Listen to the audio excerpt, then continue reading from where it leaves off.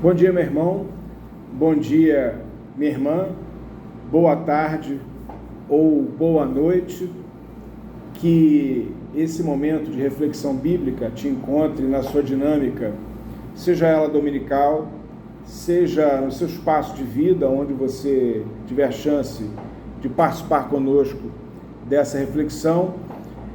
O que nos importa, e esse é o nosso desejo do coração, é que nós possamos estar sempre refletindo nesse momento de escola bíblica na palavra do Senhor e nos desafios contemporâneos que dela podemos extrair.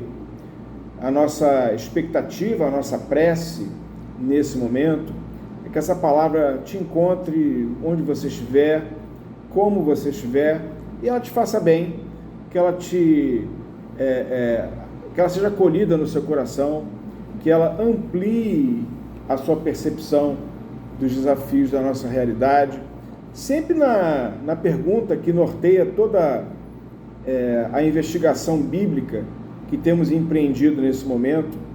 Afinal de contas, nós estamos num mundo de passagem, nós estamos no mundo como igreja triunfante, pensando apenas num reino de Deus que se estabelece, se constrói, se constitui na nova Jerusalém celestial, que um dia chegaremos e ela está garantida pela graça e pela misericórdia do Senhor. É assim que cremos? Ou será que nós somos de fato também uma igreja militante e o que acontece no mundo nos importa, diz respeito a todos nós? Se onde nós estamos nesse momento é apenas uma estação, digamos assim, onde nós ficamos esperando o trem celestial e, portanto, não teríamos eventualmente compromisso com a nossa realidade concreta, com a nossa história e com as relações sociais ao qual estamos travando e que estão envoltas dentro do nosso dia a dia, da realidade concreta. Se nós vivemos o presente ou se nós pensamos só no futuro, ou se nós pensamos num futuro preocupados em introjetar, em construir, em estabelecer desde já o reino de Deus. Essa tem sido, a preocupação que nos tem unido nesse momento de meditação bíblica, maiormente nesse momento em que pensamos das inserções da igreja na realidade contemporânea, numa sociedade que não necessariamente seja uma sociedade comunga, que adota e que pratica a realidade cristã.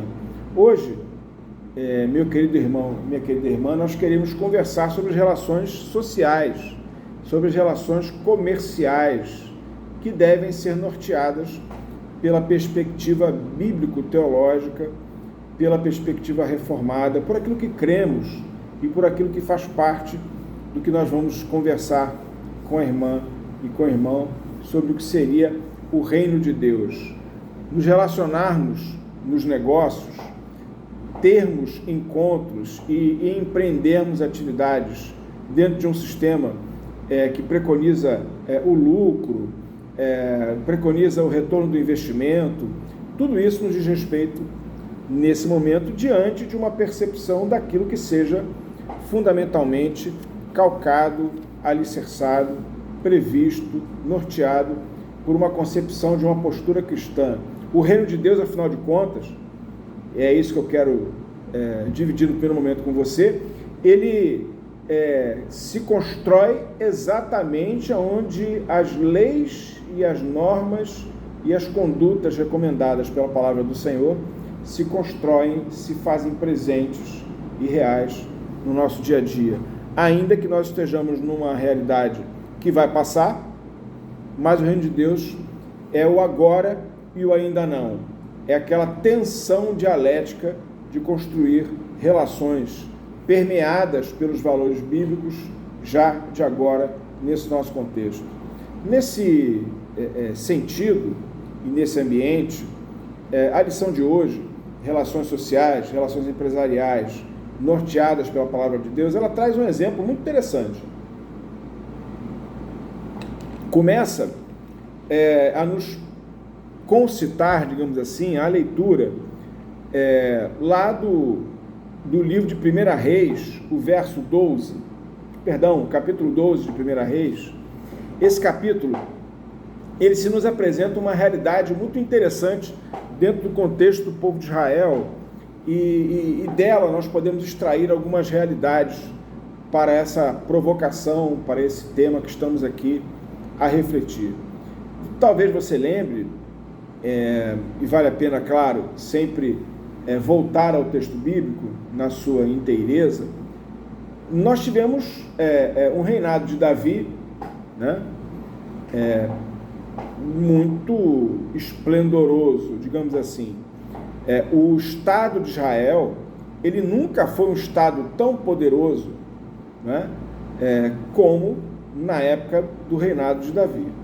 Davi construiu isso através de muita guerra.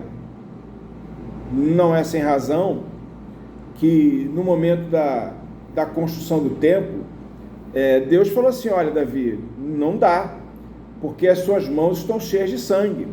Você não pode se desempenhar desse mistério diante, irmãos e irmãs, do apogeu, digamos assim, do Estado de Israel no reinado de Davi. Nós podemos dizer, não sei se com um pouco de exagero, enfim, mas talvez seja importante pensar nesse sentido, que dentro da história bíblica, daquilo que a gente pode depreender lendo da palavra de Deus, nunca houve um Estado tão poderoso como o Estado de Davi. Ora, Davi criou um Estado caro, porque para manter exércitos, alguém precisa estar no campo trabalhando. Para sustentar todo o aparato bélico, né, capaz de reproduzir esse poderio do Estado davídico, isso, na verdade, traduz necessidade de que alguém trabalhe. Nesse contexto todo, o Estado exuberante, poderoso do rei Davi é um Estado caro, é um Estado pesado. E aí nós temos a trajetória de Salomão, que assume, por conta da questão de ser filho de Davi, o reinado. E Salomão, então, toma duas medidas. Primeiro, para manter o Estado, começa a cobrar impostos. Segundo, para poder manter aquele Estado poderoso, sem utilizar o fio da espada e o poder do armamento bélico que ele tinha conseguido do seu pai Davi, Salomão começa a fazer alianças com os povos circunvizinhos, e isso acaba gerando uma série de pactos que vão se transformar em casamentos. Era assim que essas tratativas se desenrolavam naquela época. E aí nós sabemos, não é o escopo da nossa reflexão nesse momento, mas Salomão acabou trazendo para dentro do povo de Israel um problema que Israel sofreu durante muito tempo, até o exílio babilônico, talvez possamos dizer assim, que é a questão da idolatria, né? Mas, no que nos interessa, Salomão também, ele propiciou, e 1 Reis 12 deixa evidenciado esse contexto, ele estabeleceu uma carga muito pesada de impostos sobre a população. E nesse momento, dizem os historiadores, começa a surgir no Estado de Israel uma classe de pobres, uma classe de pessoas que têm dificuldade de subsistência, exatamente para sustentar um Estado que precisa manter todo aquele conjunto de estruturas militares, e manter também um Estado que acabou ficando muito pesado, muito custoso.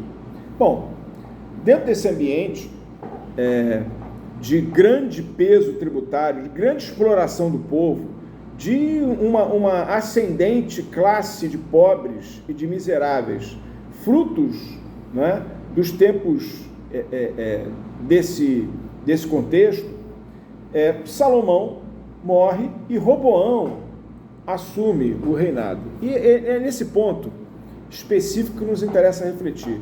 Roboão, quando assume, ele recebe, isso está narrado lá em 1 Reis 12, uma solicitação por conta dos anciãos. Ele diz assim: Roboão, o povo está muito, muito sofrido, Os impostos do seu pai são muito caros, são muito pesados. Alivia, ó rei, alivia essa carga. Dá alívio, porque ninguém está suportando. Nós estamos sendo todos pisados por uma máquina estatal muito cara e que está trazendo miséria e sofrimento para o povo. Bom, Roboão, diz o texto, pediu 3 dias para refletir e foi se consultar com pessoas da sua confiança. E disseram para ele: Roboão, não faz isso não. Não, vão pensar que você é uma pessoa que não tem pulso, que você não é um rei digno de Israel. Não faça isso não. E de fato, meus irmãos e minhas irmãs, o texto diz que Roboão falou o seguinte: olha, vocês estão reclamando de que meu pai está cobrando impostos caros, mas eu vou dizer para você o seguinte: o meu dedo, ele será mais grosso do que as costas do meu pai. E se meu pai açoitou vocês, eu quero dizer que eu vou tratar vocês como escorpiões. Algumas traduções falam com correias afiadas, né? Alguns falam escorpiões, outras traduções falam correias afiadas. Enfim, Roboão não deu ouvidos àquela situação iníqua e injusta criada por Salomão e aumentou, meus irmãos e minhas irmãs, o peso que estava sobre as costas do povo. E é nesse ponto que nós queremos conversar, né, que a reflexão se estabelece. Minhas irmãs e meus irmãos, é preciso ter relações sociais, sejam elas com o Estado, sejam as ações negociais, permeadas pelos valores do cristianismo. Como Roboão, e mais tarde Maquiavel vai dizer isso, né, que o príncipe ele não pode ser alguém que trate com misericórdia e trate com clemência o seu povo, porque se o príncipe for misericordioso e clemente, o príncipe estará criando uma expectativa de frouxidão da liderança, diz Maquiavel. Roboão, já naquela época, não ouvindo o pedido e o conselho dos mais idosos, ele aumentou a temperatura e aumentou de forma aguda a crise, né, da pobreza e da miséria no povo de Israel. A história não termina bem, a história vai demonstrar um colapso onde isso se estabeleceu no contexto da realidade judaica daquela ocasião. Meus irmãos e minhas irmãs, as relações negociais, dentro de uma dinâmica, dentro de uma concepção, dentro de uma perspectiva cristã, elas devem buscar, não há problema nenhum, em buscar o sucesso, em buscar o êxito, em buscar os objetivos, as metas, mas é preciso, minha irmã e meu irmão, dentro do contexto da visão de como é que Cristo faria se estivesse em nosso lugar, ou, melhormente dizendo, como nós faríamos se o Senhor estivesse conosco, se Ele fosse o sócio da nossa empresa. Meus irmãos, o lucro é justo se ele for um lucro que não oprima. O imposto é justo se ele for um imposto que não cause pobreza, mas sim traga saúde, prosperidade, crescimento, fraternidade. As relações empresariais, meus irmãos, elas podem buscar o sucesso, não há mal algum. Elas devem buscar o lucro, com certeza, mas o lucro deve ter uma sintonia com o que seja necessário, porque o lucro pelo lucro, o lucro atraindo o lucro buscando a exploração, buscando como raiz ou como fonte desse resultado a exploração do mais fraco, é uma percepção que não se estabelece, que não tem lastro ou amparo na palavra de Deus. Se eu me faço bem entender, o empresário cristão, ele deve lucrar, mas o empresário cristão, ele deve ter uma margem de lucro menor do que aquele que não professa, meus irmãos, e minhas irmãs, a perspectiva do Cristo que orienta as nossas ações. O empresário que busca o lucro, ele não pode esquecer de tratar as pessoas de maneira digna, de remunerar de maneira correta e condigna os empregados, de tratar o trabalho não como sendo um adversário, o trabalhador como sendo adversário, mas como sendo alguém que participa dessa empreitada. O lucro justo não pode ser um lucro oriundo da esperteza, oriundo da mentira, oriundo da estratégia torpe. O lucro deve trazer essa perspectiva dos valores de saúde, de uma vida cristã saudável, meus irmãos. Portanto, o lucro não pode ser um lucro que oprima, ele tem que ser um lucro que busque a isonomia entre os empregados, a isonomia dos homens e das mulheres, a isonomia daquele que não busca criar situações de sofrimento para aumentar a margem de lucro exponencialmente. O lucro dentro das relações empresariais deve ser um lucro que não esqueça conjugar a fraternidade oriunda do cristianismo. Isonomia do trabalho é uma das características, é uma das marcas distintivas de uma sociedade que vive as relações negociais e as relações empresariais de acordo com a palavra de Deus. É preciso que esses lucros sejam divididos. Dividir lucro, meus irmãos e minhas irmãs, alguém vai dizer, mas Eduardo, isso é uma loucura. Quem é que faz isso? Quem é que faz isso? Por isso que eu estou dizendo, meus irmãos, caminhar na trilha, seguindo o Senhor, é refundar a lógica das relações empresariais. Um lucro que se divide com os empregados, um lucro que se divide com os empregados que participam da gestão da empresa, que participam da trajetória empreendedora, que tem, meus irmãos, dignidade no exercício do trabalho, que tem condições de levar o pão de cada dia para a sua casa. Esse contexto todo, ele se extrai da onde? De uma teoria política.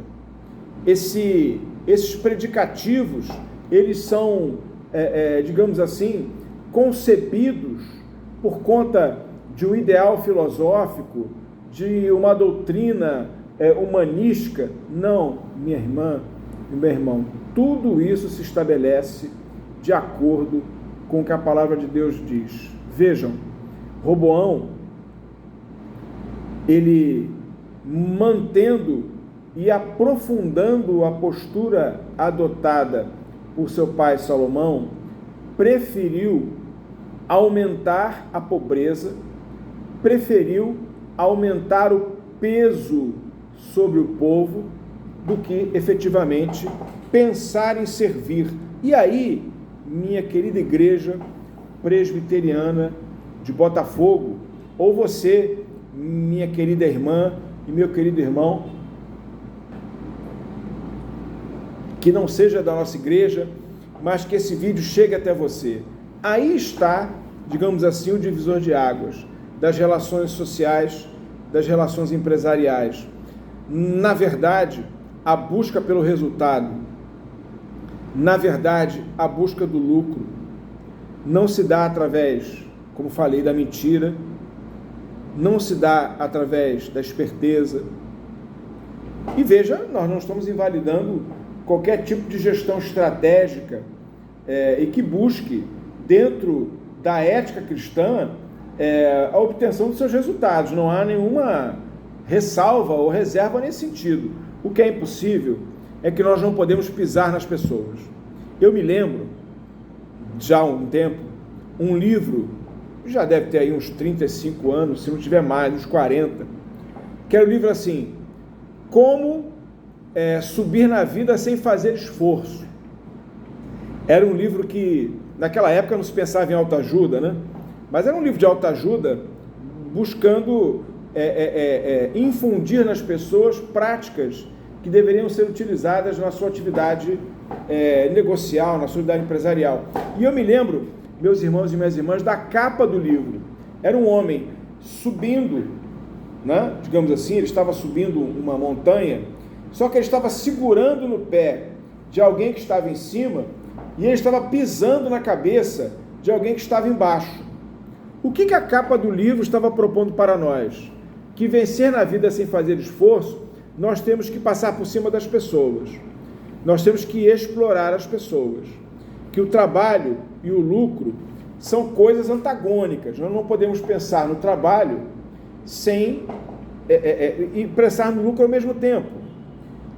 Na verdade, meus irmãos e minhas irmãs, a perspectiva do cristianismo, e isso o livro do John Stott nos deixa com muita clareza evidenciada, a concepção de cristianismo nas relações sociais e nas relações comerciais é uma perspectiva de alguém que sabe, meus irmãos, viver a dignidade, que sabe respeitar as pessoas.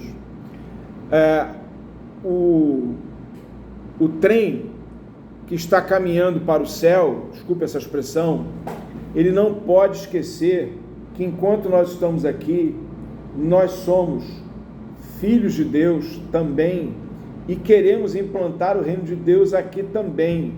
E no reino de Deus, meus irmãos, é aquele que cuida da viúva, aquele que cuida do órfão, aquele que se preocupa com o pobre, aquele que sabe dividir, mesmo na atividade empresarial. E aí eu volto a um ponto que já tratamos aqui uma vez mais. Mas você vai dizer, Eduardo, tudo bem, etc. Mas você vai criar aí um desafio, porque nós estamos empresários dentro de uma sociedade que preconiza o lucro, nós estamos colocando, então, esse pessoal, essas pessoas relegadas a um segundo plano. Meus irmãos, qual é o preço, desculpem o jogo de palavras, que cumprir o Evangelho se nos coloca? Jesus falou, né? Aquele que quiser vir após mim, tome a sua cruz, negue-se a si mesmo.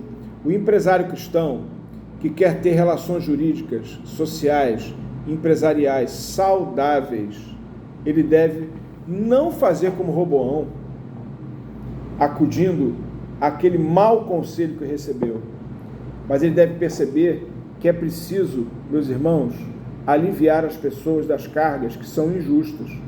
Concorrer num mercado competitivo é uma coisa, humilhar as pessoas, mantê-las em situação de sofrimento é outra coisa.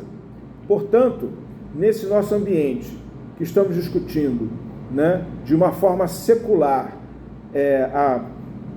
digamos assim, a presença da atividade cristã nas atividades negociais, nas atividades empresariais, que possamos nós, meus irmãos e minhas irmãs, diferentemente do que encontramos lá em 1 Reis 12, que nós possamos saber aliviar as cargas dos outros. Aliás, vai dizer lá Paulo aos Gálatas, né? Levai as cargas uns dos outros e assim cumprireis a lei de Cristo. Levar as cargas uns dos outros na igreja e nas relações sociais. Que Deus assim, minha querida irmã, meu querido irmão, nos dê sabedoria para que nós possamos compreender o desafio que é ser cristão numa sociedade não cristã. Que Deus assim te abençoe.